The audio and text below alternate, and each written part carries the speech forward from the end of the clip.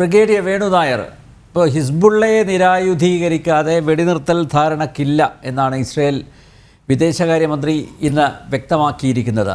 ഹിസ്ബുള്ളയെ ഇസ്രയേലിൻ്റെ അതിർത്തിയിൽ നിന്ന് മാറ്റിയല്ലാതെ സമാധാന നീക്കം അനുവദിക്കാനാവില്ലെന്ന കർശനമായിട്ടുള്ള നിലപാട്.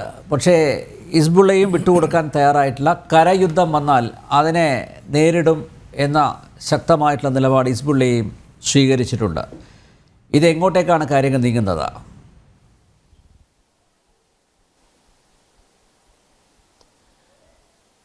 അനിലിനും പ്രേക്ഷകർക്കും ജയ് ഹിന്ദ്. ഇപ്പോൾ എത്തി നിൽക്കുന്ന അവസ്ഥയിൽ രണ്ട് ഒപ്പോസിംഗ് ഫോഴ്സസിനെ പറ്റി നമുക്കൊന്ന് ആദ്യമായിട്ട് മനസ്സിലാക്കാം. ഇസ്രായേലിൻ്റെ കേപ്പബിലിറ്റി നമുക്കറിയാം. അവർക്ക് അവരുടെ പോപ്പുലേഷൻ 1 കോടിയിൽ കുറവാണ്. ഒരു 94 lakhs ആണ്. അതിൽ 20 lakhs അറബ്സുമുണ്ട്. അപ്പോൾ ഒരു 70 lakhs ജൂസ് അവിടെ ജൂതന്മാരെ ഇസ്രായേലിലുള്ളൂ. അപ്പോൾ ഇതിൽ നിന്ന് കൊണ്ടാണ് അവർക്ക് സ്റ്റാൻഡിങ് ആർമി. അവരുടെ ഇൻസെപ്ഷൻ 1948 മുതൽ ഇസ്രായേൽ എന്ന ഒരു രാജ്യം ഉണ്ടായപ്പോൾ മുതൽ അവർക്ക് അവരുടെ നിലനിൽപ്പിന് വേണ്ടിയിട്ട് ഫൈറ്റ് ചെയ്യുന്ന ഒരു പരിസ്ഥിതിയാണ് ഉണ്ടായിരുന്നത്. 48-49 പിന്നെയുള്ള ഈ അറബ് അപ്രൈസിങ്ങുകൾ 5-10 വർഷങ്ങളിലായിട്ട് ഇൻതഫൈദ എന്ന് പറയുന്ന 1 and 2, പിന്നെ 67-ലെ 6 Day War, 73-ലെ യോം കിപ്പർ വാർ.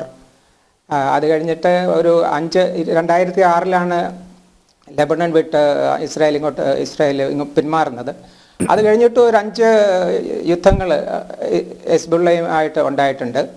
പിന്നെ ഈ കഴിഞ്ഞ വർഷം ഏതാണ്ട് 1 വർഷം മുമ്പ് ഹമാസിനെതിരായിട്ട് തുടങ്ങിയത്. ഇതൊക്കെയാണല്ലോ അവരുടെ നിലനിൽപ്പിന് വേണ്ടിയിട്ടുള്ളത്. അപ്പോൾ അവർക്കൊരു സ്റ്റാൻഡിങ് ആർമി ഉണ്ട് അത്യാവശ്യമായിട്ടുള്ളത്. പക്ഷേ അത്രയും തന്നെ ഒരു 4 ലക്ഷത്തോളം അവർക്ക് റിസർവ് ഫോഴ്സസ് ഉണ്ട്.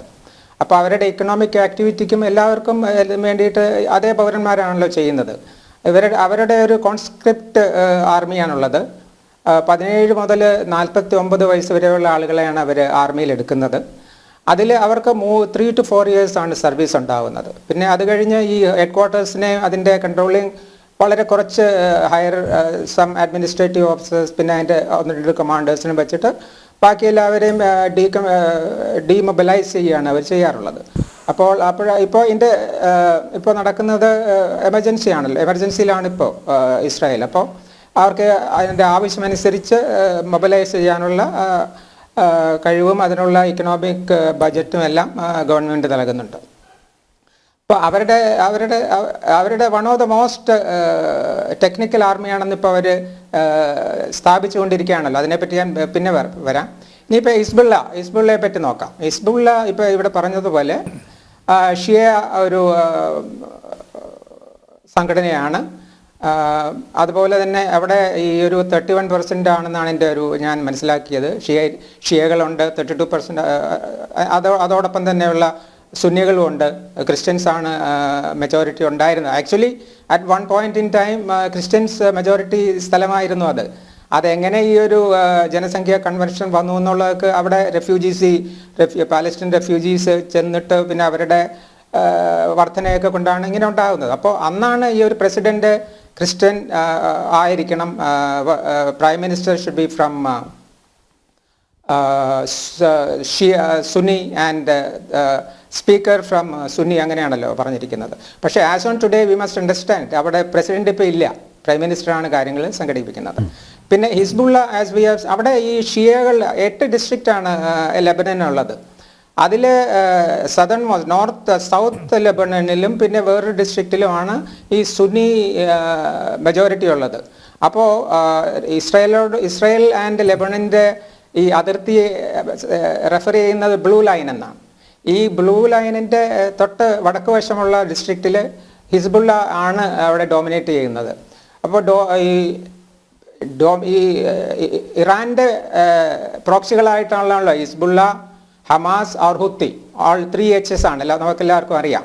ഇവർക്ക് ആയുധങ്ങൾ, ട്രെയിനിങ്, എസ്പെഷ്യലി ഫോർ ഹിസ്ബുള്ള എന്ന് വെച്ചാൽ അവരുടെ അടുത്തുള്ള സിറിയ അവിടെ പോയിട്ടാണ് ഇവർ ട്രെയിനിങ് നടക്കുന്നത്. പക്ഷെ അതിൻ്റെ എല്ലാം ഫണ്ടിങ് മാക്സിമം കൊടുക്കുന്നത് ഇറാനാണ്. പിന്നെ ലോകത്തിലുള്ള പല സ്ഥലങ്ങളിൽ നിന്നും ഡൊണേഷൻ സോർട്ട് ഓഫ് തിങ് ലെബനന് കിട്ടുന്നുണ്ട്. അതെല്ലാം ഇവർ ഈ ഒരു മൊബൈൽ അറ്റാക്ക് വരെ ഉണ്ടാകുന്നതിന് മുമ്പ് വരെയൊക്കെ പറഞ്ഞിരുന്നത് അത് ശരിയാണ്. ലോകത്തിലെ ഏറ്റവും ഓർഗനൈസ്ഡ് മിലീഷ്യയാണ് ഹിസ്ബുള്ള.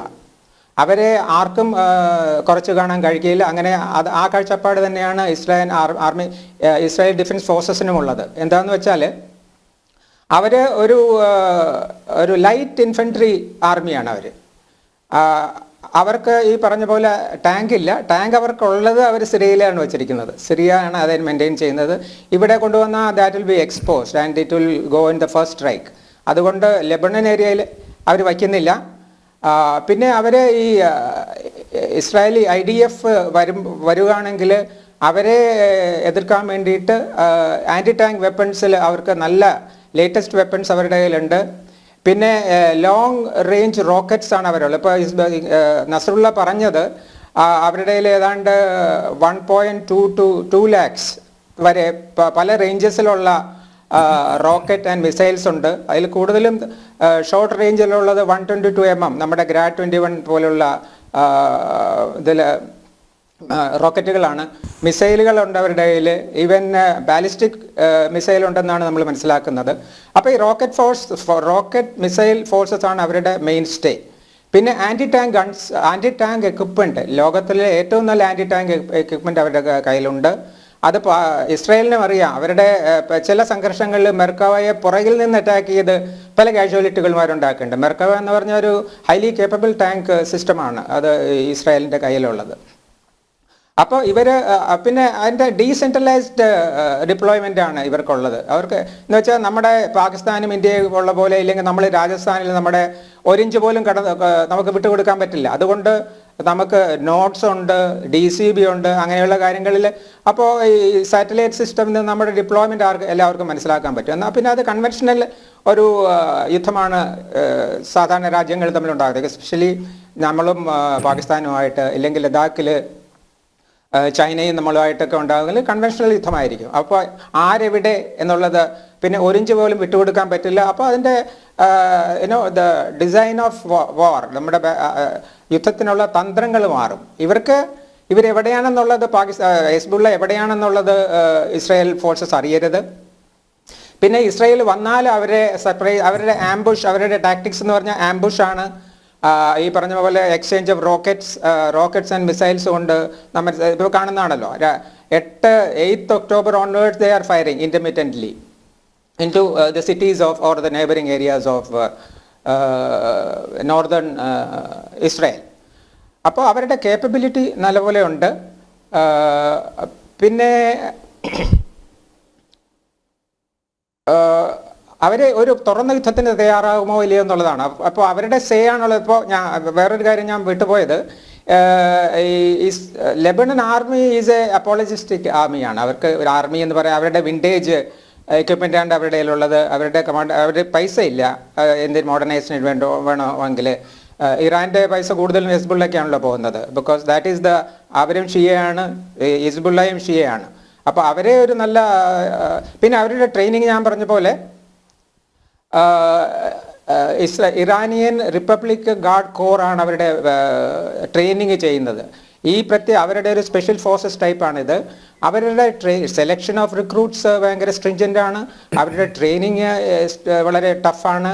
അപ്പോൾ അവരുടെ പിന്നെ അവരെല്ലാം ഈ പറഞ്ഞ പോലെ ഇൻഡോക്ട്രിനേഷൻ വളരെ ഫലപ്രദമായിട്ട് നടക്കുന്നവരാണ് ഇവർക്ക്. അപ്പോൾ കമ്മിറ്റഡ് ടു ജിഹാദ്. അപ്പോൾ ഞാൻ വേറൊരു കാര്യം പറയാൻ മറന്നുപോയത്, ഹിസ്ബുള്ളയുടെ ദ ബേസിക് ടെനന്റ് പറയുന്നത് എലിമിനേഷൻ ഓഫ് ഇസ്രായേലാണ് അവരുടെ ലക്ഷ്യം. അപ്പോൾ ഈ വെടിനിർത്തലും അതും ഇതുമൊക്കെ എത്രമാത്രം പ്രസക്തമാണെന്നുള്ളത് നമുക്ക് അതിനെപ്പറ്റി ആലോചിക്കാം. അപ്പോൾ ഇവർ തമ്മിലുള്ള ഇസ്രായേൽ പറയുന്നത് ഹിസ്ബുള്ളയെ ഡിസാം ചെയ്യുമെന്ന്. ഇപ്പം ഹിസ്ബുള്ളയെ ആര് ഡിസാം ചെയ്യും? അപ്പോൾ ഇറാന് അതിന് കൂടെ ഉണ്ടാവില്ല. ലെബനൻ ഗവൺമെൻറ്റിന് അതിന് ശക്തിയില്ല. ഈ അടുത്ത കാലത്ത് പറഞ്ഞത് പോപ്പുലാരിറ്റി വെച്ച് നോക്കുകയാണെങ്കിൽ അറൗണ്ട് 55% അവിടുത്തെ പൗരന്മാർ ഇവരുടെ they don't approve of Hezbollah. അതിന് പല കാരണങ്ങളുണ്ട്.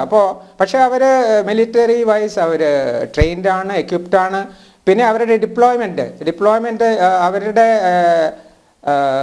അമ്യൂണിഷൻ ഡംപുകളും അവരുടെ അമ്യൂണിഷൻ പ്ലേസ്മെൻറ്റുകളും എല്ലാം ജനങ്ങൾ താമസിക്കുന്ന വീടുകളുടെ എല്ലാം താഴെയാണ്. അങ്ങനെയാണല്ലോ നമ്മൾ ഇപ്പോൾ ബെയ്റൂട്ടിലുണ്ടായ അറ്റാക്ക് നമ്മൾ കണ്ടതാണല്ലോ. അവിടെ ബങ്കർ ബസ്റ്റിംഗ് 1000 kg ബോംബ് 10 ആണെന്ന് തോന്നുന്നു ഉപയോഗിച്ചത്. അപ്പോൾ എവിടെയാണെങ്കിലും ഹിസ്ബുള്ള സുരക്ഷിതമാവില്ല. പക്ഷേ it will take time. Whether Israel ഇത്രയും കാഷ്വാലിറ്റി അബ്സോർവ് ചെയ്യാൻ റെഡിയാണോ എന്നുള്ള കാര്യങ്ങളൊക്കെയാണ്. അത് നമുക്ക് പിന്നെ നിശ്ചയിക്കാം. Back to you. അതുകൊണ്ട് തന്നെയായിരിക്കും നേതാക്കന്മാർ കൊല്ലപ്പെട്ടത് ഹിസ്ബുള്ളയുടെ നിലപാടുകളെ ബാധിക്കില്ല എന്ന് deputy commander Sheikh name Qasim പറഞ്ഞിരിക്കുന്നത്. ഗാസയെ പിന്തുണയ്ക്കുമെന്ന് പറഞ്ഞിട്ടുണ്ട്, സ്വയം പ്രതിരോധിക്കും. ഇസ്രയേൽ കരയുദ്ധം ആരംഭിച്ച പ്രതിരോധത്തിന് തയ്യാറാണ് എന്ന് ഹിസ്ബുള്ള വ്യക്തമാക്കിയിട്ടുണ്ട്. ഹിസ്ബുള്ള ആ ഒരു മിലീഷ്യയുടെ അവരുടെ എന്താണ് കപ്പാസിറ്റി എന്ന് കൃത്യമായിട്ട് നായർ സാറ് ഇവിടെ പ്രതിപാദിക്കുകയുണ്ടായി.